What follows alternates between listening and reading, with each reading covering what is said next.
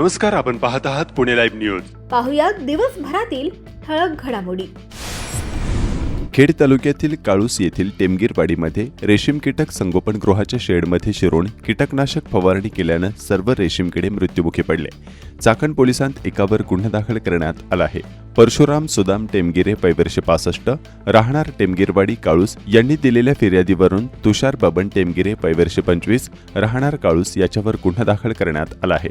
फिर्यादी परशुराम टेमगिरे यांच्या काळूस टेमगीरवाडी येथील रेशीम कीटक संगोपनगृह शेडमध्ये त्यांचाच पुतण्या तुषार बबन टेमगिरे यांनी अनधिकृतपणे प्रवेश करून शेडमधील रेशीम किड्यांवर विषारी कीटकनाशकाची फवारणी केली. त्यामुळे फिर्यादी यांचे 1 लाख रुपयांचे नुकसान झाले. संशयित आरोपी तुषार टेमगिरे यांनी सदरचा प्रकार केल्याचा संशय आल्यानंतर फिर्यादी यांचा मुलगा गणेश याने खात्री करण्यासाठी तुषार याच्या शेतातील फवारणी पंपामधील काही सॅम्पल काढून ते सॅम्पल व औषध मारलेल्या शेडमधील सॅम्पल यांची भोसरी येथील एका लॅबमध्ये सॅम्पल तपासणी केली. त्याचा रिपोर्ट आल्यानंतर खात्री झाली की त्यांचाच पुतण्या तुषार याने विषारी फवारणी केली. त्यामुळे त्यांनी घरातील सर्वांची चर्चा करून अखेर चाकण पोलीस ठाण्यात तक्रार दिली आहे. त्यावरून तुषार टेमगिरे याच्यावर गुन्हा दाखल करण्यात आला आहे. खेड तालुक्यातील नायफड नाभाची वाडी या ठिकाणी ओढ्यावरचा पूल लहान असल्यामुळे या पुलावरून शाळेच्या मुलांना आणि शेतकरी बांधवांना येणं जाणं कठीण झालं आहे. 4 दिवसांपासून हा रस्ता अतिपावसामुळे ओढ्यावरून पाणी जात असल्यामुळे पूर्णपणे बंद झाला आहे. त्यामुळे शाळेच्या मुलांचे मोठ्या प्रमाणात नुकसान होत आहे. शेतकऱ्यांना आणि वाडी वस्तीच्या लोकांनाही जीव मुठीत धरून या ओढ्यातून प्रवास करावा लागतोय. प्रशासनाने वेळेत लक्ष घालून या पुलाची उंची वाढवावी अशी मागणी नायफड ग्रामपंचायत सदस्य रोहिदास भाईक आणि सुनील मिल्खे यांच्यासह स्थानिकांनी केली आहे.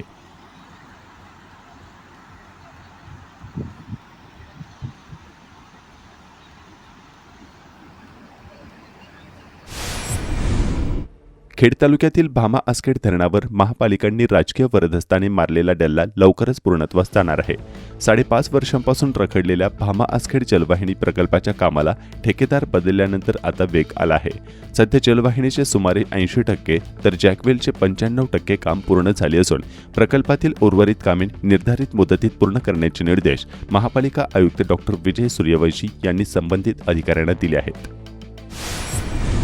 चासकमान धरणाच्या पाणलोट क्षेत्रात पाऊस आल्यामुळे धरणामध्ये मोठ्या प्रमाणात येवा प्राप्त होतो आहे. त्यामुळे पूर्णनियंत्रण करण्यासाठी सांडव्यावरून भीमा नदी पात्रामध्ये सुरू असलेला 1000 क्युसेक्स विसर्ग रविवारी 2 ऑगस्ट 2026 रोजी दुपारी 4:30 वाजता वाढ करून 17,825 क्युसेक्स इतका करण्यात आला आहे. नागरिकांनी दक्षता घेण्याचे आवाहन चाकण पाटबंधारे विभाग यांच्याकडून करण्यात आले आहे. महाराष्ट्र औद्योगिक विकास महामंडळ म्हणजेच MIDCने चाकण औद्योगिक भागातील काही कामे पूर्ण केल्याचा दावा केलाय. चाकण टप्पा क्रमांक 2 मधील काही रस्त्यांची कामे पूर्ण झाल्याचे सांगण्यात आले आहे. त्याप्रमाणे अन्य कामे सुरू असल्याचे सांगण्यात आले आहे. रस्त्यांची कामे पूर्ण झाल्याचा दावा केला जात असला तरी रस्त्यावरील खड्डे मात्र सामान्य नागरिकांना अजूनही वाकुल्या दाखवत आहेत. खेड तालुक्याच्या पश्चिम भागात समस्यांची शृंखला स्थानिकांची पाठ सोडत नसल्याची स्थिती समोर येत आहे. पाईट परिसरातील पाळू गावासाठी नेमणुकीस असलेला वायरमन गेले 1.5 महिन्यापासून रजेवर गेल्याने वारंवार वीज पुरवठा खंडित होत असून तो सुरळीत होण्यास मोठा कालावधी लागतो आहे. पर्यायी वायरमनची नेमणूक करण्याची मागणी ग्रामस्थांनी करूनही अधिकारी मात्र याकडे दुर्लक्ष करत आहेत. वाड्या वस्त्या गेली 2 महिन्यांपासून अंधारात असून याबाबत लक्ष न दिल्यास पाईट येथील कार्यालयासमोर धरणे आंदोलन करण्याचा इशारा सरपंच बाजीराव केदारी सीताराम गायकवाड यांनी दिला आहे. पाळू गावात मोबाईल टॉवर कंपनीच्या अधिकाऱ्यांनी जनरेटर काढून दिल्यामुळे वारंवार मोबाईल रेंज खंडित होत असून मोबाईल ग्राहक त्रस्त झाले आहेत. पाळू गावाच्या उत्तरेला असणाऱ्या कोमलवाडी भोरवाडी पानमंद वस्ती जगताप वस्ती आणि ठाकरवाडीकडे एकमेव कच्चा रस्ता अज्ञात व्यक्तीने दगड गोटे टाकून अडवला असल्यामुळे ग्रामस्थांना याचा त्रास सहन करावा लागत असल्याचं स्थानिकांनी कळवलं आहे. खराबवाडीमध्ये भरपावसात रोहित्रातून धूर निघून वीज पुरवठा खंडित होतो आहे. स्थानिकांनी ही बाब महावितरणच्या अधिकाऱ्यांना माहिती देऊन देखील याकडे दुर्लक्ष होत असल्याचे कळवले आहे. बालनाट्य स्पर्धेत ज्ञानवर्धिनी विद्यालय चाकण जिल्हास्तरीय पुरस्कार प्रथम क्रमांक. बालरंगभूमी पुणे आयोजित इतिहास महाराष्ट्राचा या अहिल्याबाई होळकर यांच्या जीवनचरित्रावर आधारित सामूहिक नाट्य स्पर्धेत स्वर्गीय गुलाबराव गोरे शिक्षण संस्थेच्या ज्ञानवर्धिनी विद्यालय चाकण यांनी प्रथम क्रमांक पटकावून राज्यस्तरीय आपली निवड निश्चित केली असल्याचे संस्थेचे अध्यक्ष विकास गोरे आणि उपाध्यक्ष राजेंद्र गोरे यांनी सांगितले. PWDकडून संथ गतीने काम होत असल्याने चाकण शिक्रापूर रस्त्यावर सतत वाहतूक कोंडी होत असल्याची स्थिती समोर येत आहे. मेदनकरवाडी फाटा भागात देखील अत्यंत संथ गतीने काम सुरू आहे. चाकण MIDCमध्ये चाकण तळवडे रस्त्यावर महिंद्रा कंपनीच्या बाहेर रस्त्याच्या दोन्ही बाजूंना लोडिंगसाठी येणाऱ्या ट्रकचे अनधिकृत पार्किंग नियमित डोकेदुखी ठरत असून या रोजच्या त्रासामुळे अपघातांची मोठी शक्यता निर्माण झाली आहे. संघर्ष योद्धा मनोज जरांगे पाटील यांच्या वाढदिवसानिमित्त आळंदीमधील भैरवनाथ चौकाजवळील ज्ञानदर्शन धर्मशाळेत भव्य रक्तदान शिबिर आयोजित करण्यात आले होते. यावेळी या शिबिरात 145 जणांनी रक्तदान केले. देशातील सर्वाधिक सुरक्षित आणि वेगवान महामार्गांपैकी एक मानल्या जाणाऱ्या मुंबई-पुणे द्रुतगती महामार्गावर दरोडेखोरांच्या टोळ्यांनी अक्षरशः धुमाकूळ घातल्याचं चित्र समोर येत आहे. औद्योगिक भागातून येणाऱ्या जाणाऱ्या वाहनांवर रात्रीच्या वेळी दगडफेक करून ती थांबवणे, चालकांना मारहाण करून रोख रक्कम, सोन्याचे दागिने, मोबाईल आणि इतर मौल्यवान वस्तू लुटून पसार होणे अशा घटनांमध्ये वाढ झाल्याने वाहन चालकांमध्ये भीतीचे वातावरण निर्माण झाले. विशेषतः कळंबोली सर्कल ते खालापूर टोलनाका आणि खालापूर ते कळंबोली या संपूर्ण पट्ट्यात अशा घटनांचे प्रमाण वाढल्याने अनेक वाहन चालकांनी या मार्गाला चोरीचा महामार्ग अशी उपमा दिली आहे. चाकण MIDCमध्ये येणाऱ्या वाहन चालकांच्या माहितीनुसार अमेठी विद्यापीठ परिसर, भाताण बोगदा आणि कोणगाव एक्झिट हे दरोडेखोरांच्या हालचालींचे प्रमुख ठिकाण बनले आहेत. रात्री उशिरा किंवा पहाटे वाहतूक कमी होताच टोळ्या सक्रिय होतात. मालवाहू ट्रक, कंटेनर, खासगी चारचाकी तसेच व्यावसायिक वाहने हेरून त्यांच्यावर अचानक दगडफेक केली जाते. वाहनाच्या काचा फुटल्यानंतर किंवा चालक घाबरून वाहन थांबवताच 4 ते 6 जणांची टोळी वाहनात घुसून चालकांना मारहाण करते. त्यानंतर गळ्यातील सोन्याचे दागिने, रोख रक्कम, मोबाईल आणि इतर मौल्यवान वस्तू लुटून आरोपी सेवा रस्ते किंवा झाडीचा आधार घेत काही मिनिटात पसार होतात.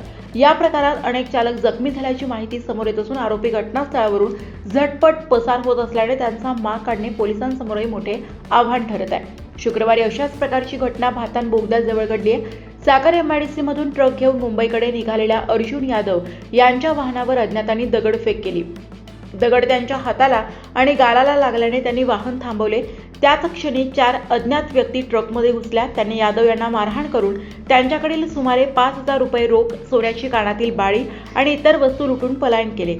घटनेनंतर चालकाने पोलिसांशी संपर्क साधला, मात्र घटनास्थळ कोणत्या पोलीस ठाण्याच्या हद्दीत येते याची पडताळणी करून पुढील कारवाई करण्यात येईल असे मोघम उत्तर देण्यात आल्याची माहिती चालकाने दिली. मुंबई-पुणे द्रुतगती महामार्गावरील अमेठी विद्यापीठ, खालापूर टोलनाका, भाताण बोगदा आणि कोणगाव एक्झिट परिसरात डिझेल चोरी, दरोडे आणि लुटमारीच्या घटना वारंवार घडत असल्याचा आरोप ट्रान्सपोर्ट व्यावसायिक मंडळींनी केलाय. या ठिकाणी स्थानिक पोलिसांनी नियमित गस्त वाढवून दरोडेखोरांवर कठोर कारवाई करावी अशी मागणी त्यांनी केली आहे. त्यामुळे वाहन चालकांमध्ये निर्माण झालेली भीती कमी होऊन महामार्गावरील सुरक्षाही अधिक बळकट होण्यास मदत होणार आहे. नागरिकांच्या उत्स्फूर्त प्रतिसादात छत्रपती शिवाजी महाराजस्व महसूल समाधान शिबिर यशस्वी संपन्न. खेड आळंदी विधानसभा मतदारसंघाचे आमदार श्री बाबाजी रामचंद्र काळे यांच्या पुढाकाराने सांडोली तालुका खेड येथील शालिमार पॅलेस येथे आयोजित करण्यात आलेले छत्रपती शिवाजी महाराज महसूल समाधान शिबिर नागरिकांच्या उत्स्फूर्त प्रतिसादात यशस्वीरित्या पार पडले. या शिबिरात महसूल विभागासह विविध शासकीय विभागांचे अधिकारी उपस्थित राहून नागरिकांच्या महसूल, जात व उत्पन्न प्रमाणपत्र, फेरफार, सातबारा, वारस नोंद, निवास पुरवठा, शिक्षण व कृषी तसेच विविध शासकीय योजनांशी संबंधित प्रश्नांवर मार्गदर्शन केले. अनेक अर्जांवर तातडीने कार्यवाही करण्यात आली तर उर्वरित प्रकरणे संबंधित विभागांकडे प्राधान्याने निकाली काढण्यासाठी पाठवण्यात आली. यावेळी आमदार माननीय बाबाजी काळे यांनी नागरिकांशी थेट संवाद साधून त्यांच्या समस्या जाणून घेतल्या. शासनाच्या विविध योजना आणि सेवा सर्वसामान्य नागरिकांपर्यंत प्रभावीपणे पोहोचवणे, नागरिकांना शासकीय कार्यालयांचे वारंवार हेलपाटे मारावे लागू नयेत आणि त्यांच्या प्रश्नांचे एकाच ठिकाणी जलद निराकरण व्हावे या उद्देशाने अशा समाधान शिबिरांचे आयोजन करण्यात येत असल्याचं त्यांनी सांगितले. या शिबिरास उपविभागीय अधिकारी अनिल दौंडे, तहसीलदार प्रशांत बेडसे, पंचायत समिती सभापती विद्या मोहिते, उपसभापती मंगेश सावंत, जिल्हा परिषद सदस्य विजय शिंदे, तनुषा घनवट, विनया मुंगसे, गणेश आरगडे, दीप्ती भोगाडे, समीर सुपे, पंचायत समिती सदस्य माऊली डेरंगे, दिलीप डुबे, गौरी मुरे, रुपाली कांबळे, सारिका गोगावले, प्रसाद गेणंद, कविता राक्षे, शंकर कावडे, कृषी उत्पन्न बाजार समितीचे सभापती अशोक राक्षे, उपसभापती रणजित गाडे आदींसह सर्वपक्षीय पदाधिकारी उपस्थित होते. यावेळी विविध शासकीय योजनांचे लाभार्थ्यांना दाखले, शेती अवजारे, महिला बचत गटांना कर्ज वाटप आमदार बाबाजी काळे यांच्या हस्ते करण्यात आले. आमदार बाबाजी काळे यांनी यावेळी अतिक्रमण कारवाई, नागरिकांची शासकीय कार्यालयात होणारी गैरसोय व तालुक्यातील अनेक महत्त्वाच्या विषयांवर परखड भाष्य करताना काय सांगितले जाणून घेऊयात. यांना आपली घरं पडावीत, आपलं नुकसान व्हावं अशी कुणाचीच मानसिकता नाही आहे. कारण ही सर्व मंडळीसुद्धा शेतकरी आणि ग्रामीण भागातून आलेली आहेत. त्यामुळं कोर्टाचे आदेश, शासनाचे आदेश या गोष्टीचं पालन करत असताना मोठ्या प्रमाणामध्ये संघर्ष होण्याची चिन्ह भविष्यकाळात अधिकारी आणि लोकांमध्ये होऊ शकतो. आणि तो जर टाळायचा असेल तर आपण या ठिकाणी या पुढचे जे अहवाल आहेत ते अत्यंत मनापासून अभ्यासपूर्वक लोकांना कसा न्याय देता येईल आणि त्या माध्यमातून प्रशासन त्यातून कसं सेफ राहील अशा पद्धतीनं निर्णय घेऊन त्या ठिकाणी प्रस्ताव देण्यात यावेत. त्या संदर्भात कलेक्टर साहेबांना अधिकार जरी असले तरी आपण सर्वांनी त्या ठिकाणी शेतकऱ्यांसाठी, तालुक्यासाठी सहकार्य करावं अशी भूमिका या ठिकाणी मांडतो. परवा गोलेगाव, पिंपळगाव या संदर्भात त्यांची सुद्धा अतिक्रमण कारवाई तहसीलदार साहेबांनी सांगितल्यानुसार आत्ता फक्त कमर्शियल काढणार, नंतर निवासी काढणार. त्यामुळं महिलांसहित सर्व लोक त्या ठिकाणी भयभीत झालेले आहेत. या गोष्टीचा एक आधार आहे साहेब की PMRD इकडे ज्यावेळेस आपण ही गायरान जमिनी वर्ग केल्या त्यावेळेस शासनाचा सुद्धा एक हक्क आहे, आपला लोकांचा सुद्धा हक्क आहे. एखाद्याला शासन बेघर करू शकत नाही आणि जर बेघर करायचं असेल तर त्याचं नवीन घर बांधून देऊन पुनर्वसन केल्याशिवाय त्याचं पूर्वीचं बांधकाम आपण पाडू शकत नाही.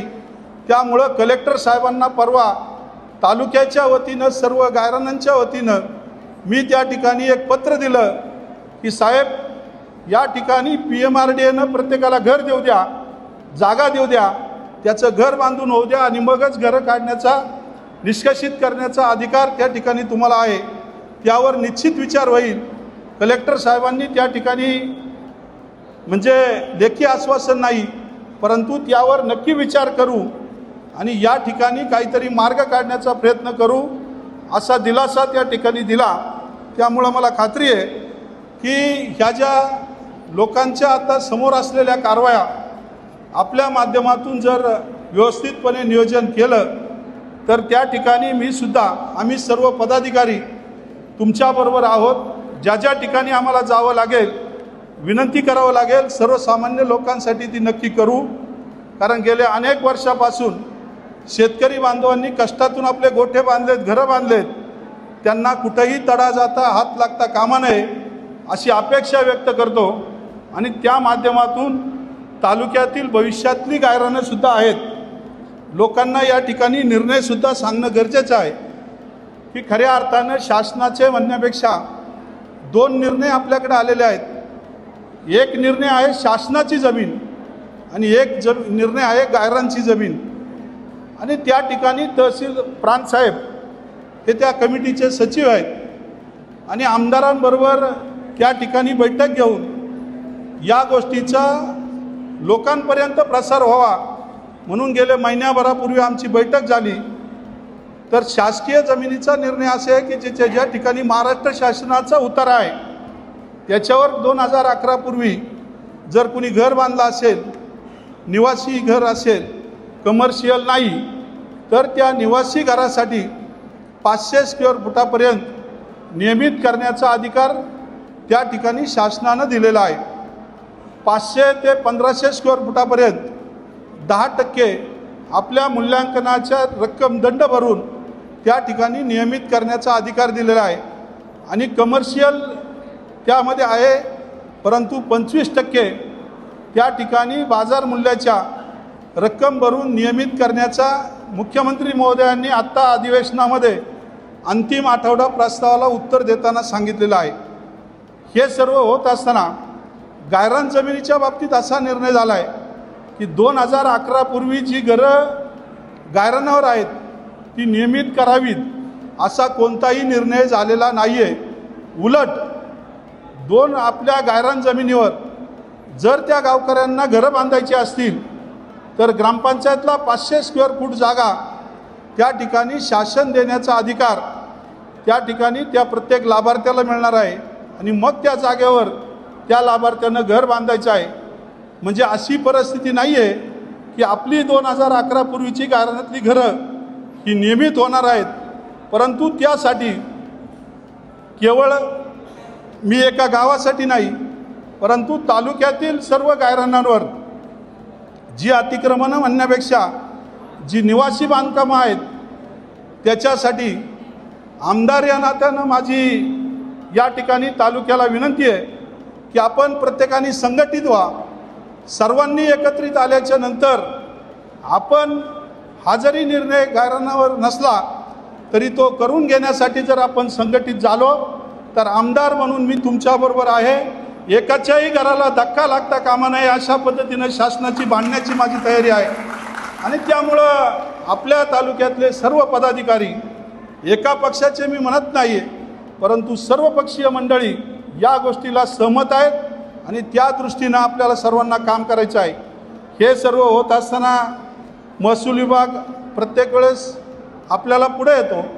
त्यामुळं महसूल विभागाची ही जी मंडळी आहेत या सर्वांना या ठिकाणी महत्त्वाची भूमिका बजावण्यासाठी आमच्यासारख्याला आणि सर्वांनासुद्धा शासकीय जी नियमावली आहेत याचं मार्गदर्शन सातत्यानं आपल्या माध्यमातून व्हावं अशी अपेक्षा या ठिकाणी व्यक्त करतो. खऱ्या अर्थानं आपल्याला प्रत्येकाला आपापली कामं घेऊन आपण या ठिकाणी आलेलो आहात. कुणाचं वेगवेगळं काम आहे, कुणाचं दाखल्याचं आहे, कुणाचं इतर काही आहे, महिलांची वेगवेगळे कामं आहेत.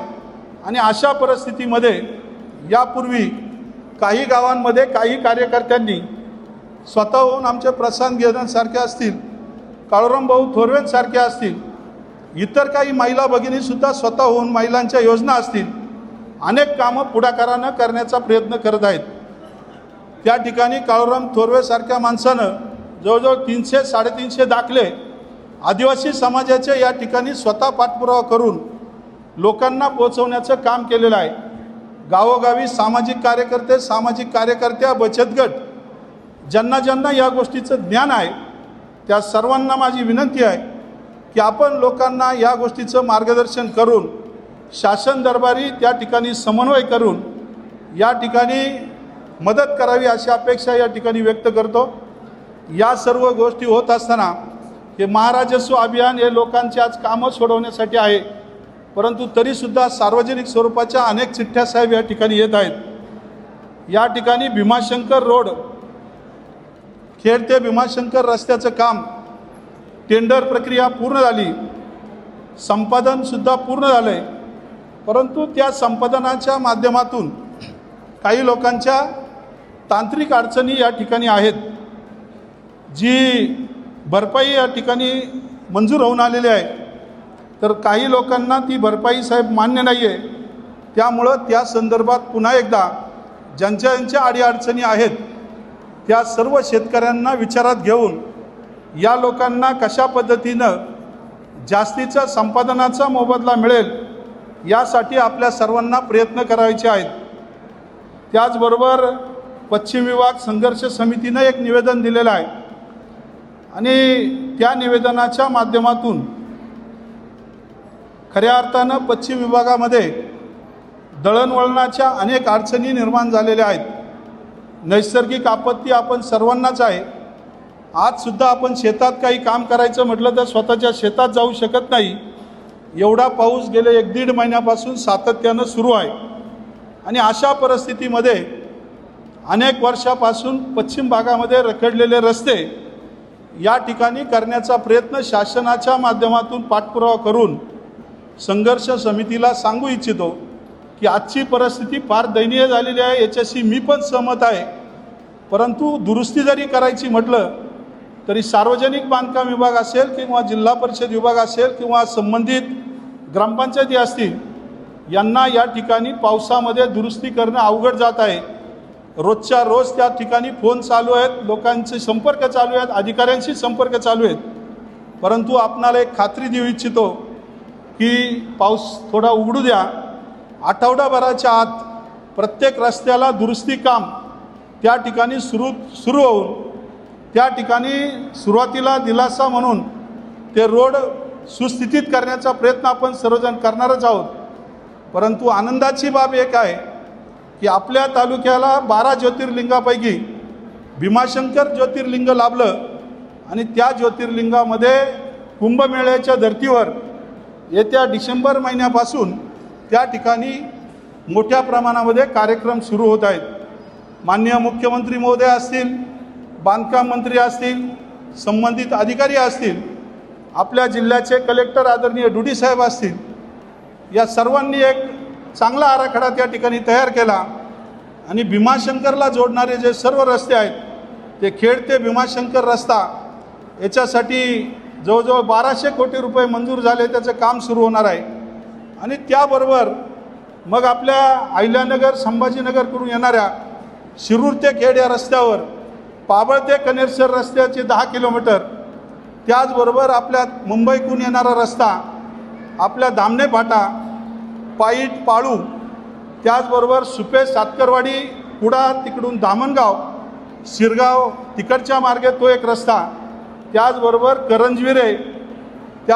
करंजविरे, शिवे, वाघाव, गडद त्या ठिकाणी वांद्र्यापर्यंतचा रस्ता, मधला खरवलीचा रस्ता, त्याचबरोबर आपले सायकल ट्रॅकच्या माध्यमातून पाईट ते आपल्या कोयंडे फाटा रस्ता आणि त्याचबरोबर आपल्या मधला वाशेरे, वाजवणे हे रस्ते खऱ्या अर्थानं त्या ठिकाणी आपल्या सर्वांच्या माध्यमातून भीमाशंकर विकास आराखड्याच्या माध्यमातून जवळजवळ 147 कोटी रुपयाचे रस्ते शासन दरबारी आत्ताच्या पुरवणी बजेटमध्ये मंजूर झालेले आहेत. पाऊस उघडता क्षणी या ठिकाणी त्याची टेंडर प्रक्रिया, इतर सर्व कार्यवाही पूर्ण होईल. पश्चिम भागातील जनतेला माझी हात जोडून विनंती आहे की या ठिकाणी आपल्या भावना मी आधीच सांगितलं की आपल्याला लाईटचा प्रश्न भेडसावत आहे, पाण्याचा प्रश्न उन्हाळ्यात भेडसावत आहे, पावसाळ्यामध्ये रस्त्याचा प्रश्न भेडसावत आहे. या सर्व गोष्टीसाठी कालच वीज वितरण कंपनीच्या अधिकाऱ्यांबरोबर चर्चा करून यापुढं लोड शेडिंग केलं जाणार नाही असंही त्यांनी त्या ठिकाणी सांगितलं. आपली लाईटची अडचण सोडवण्यात येईल. पाण्याच्या संदर्भात बुडीत बंधारे आणि पुलकम बंधाऱ्याचं सर्वेक्षण चालू आहे, ती सुद्धा अडचण आपली सुटली जाईल.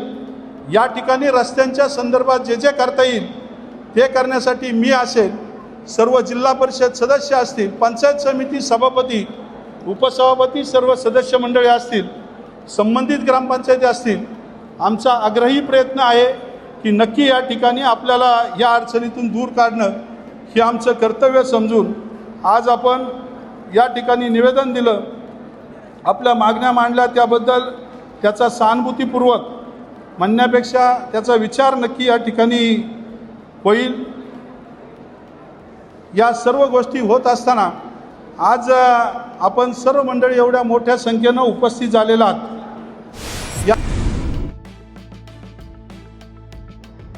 खेड तालुक्याच्या पश्चिम पट्ट्यातील 50 ते 70 गावांमधील रस्त्यांची दुरवस्था झाली आहे.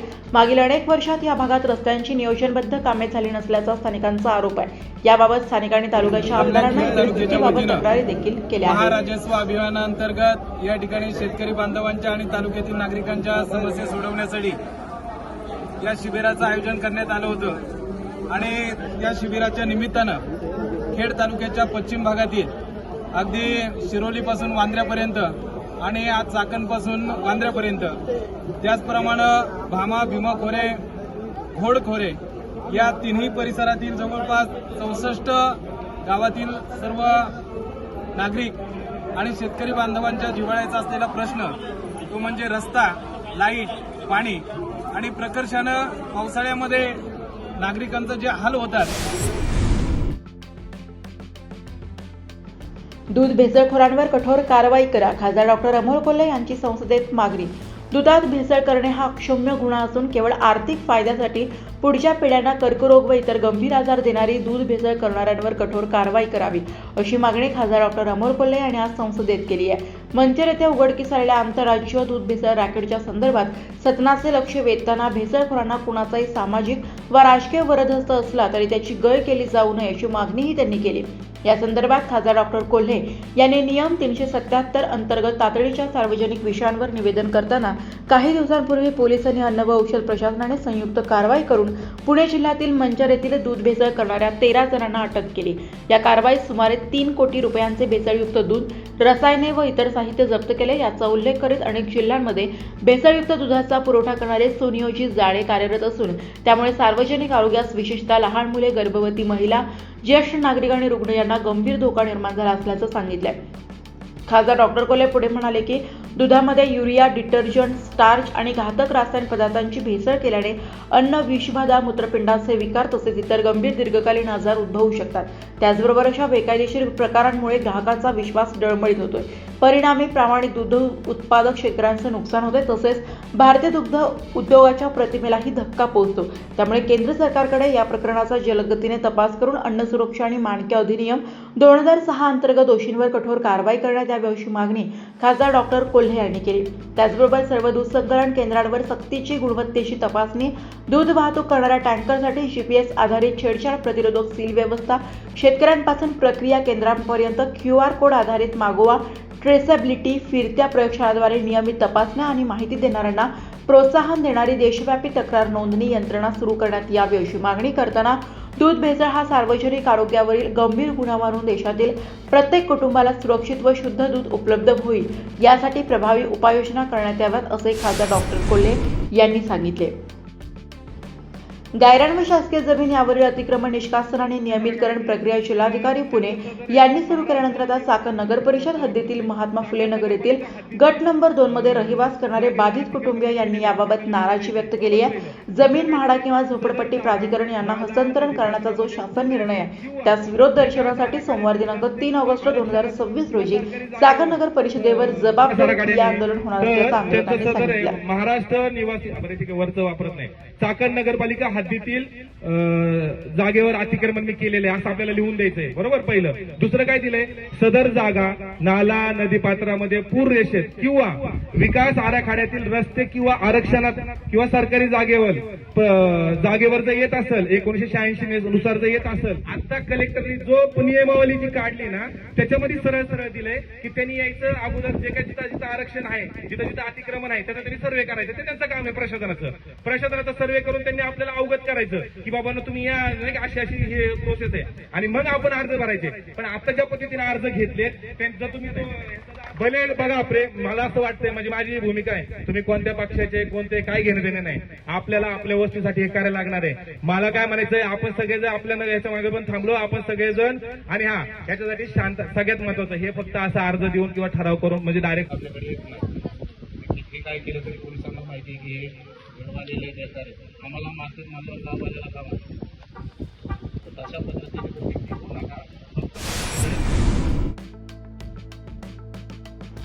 कनेरसर पूर पाबळ रस्त्यासाठी ग्रामस्थ आक्रमक. अनेक वर्षांपासून अत्यंत दुरवस्थेत असलेल्या कनेरसर पूर पाबळ या महत्त्वाच्या मार्गाकडे प्रशासनाच्या दुर्लक्षामुळे नागरिकांना रोज जीव मुठीत धरून प्रवास करावा लागत आहे. या रस्त्यावरील मोठमोठे खड्डे, वाढत्या अपघातांची मालिका आणि नुकत्याच घडलेल्या कीर्तनकार महाराजांच्या दुर्दैवी अपघाती मृत्यूने ग्रामस्थांच्या संतापाचा बांध अखेर फुटलाय.